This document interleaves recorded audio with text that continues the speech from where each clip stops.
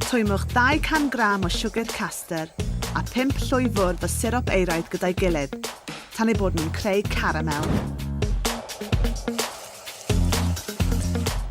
Ychwanegwch 2 lwyed bach o soda pobi, cymysgwch yn sydyn ac arllwyswch mewn i din.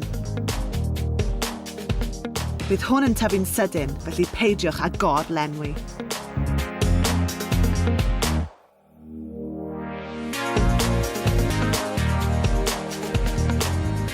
Tra bod y mel crwybr yn oeri, torrwch gnau pecan a bricyll wedi'i sychu mewn i fowlen, gyda llwyed o cinnamon.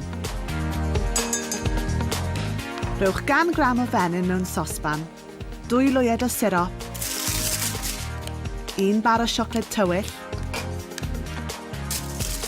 1 bar o siocled llath, a'i dwymo.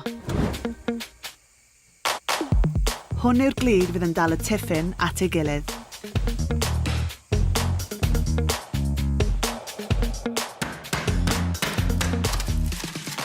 Torrwch y mel crwybr mewn i ddarnau bach, yna cymysgwch pob dim gyda'i gilydd.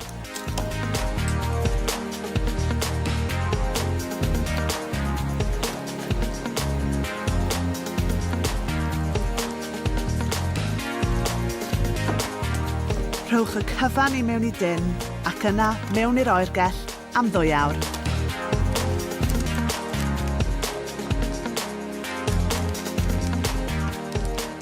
Pan fydd y tiffin yn barod, torrwch mewn i sgwariau a mwynhewch. Fydd e'n cadw'n iawn am ryw 5 diwrnod wedi selio yn yr oergell.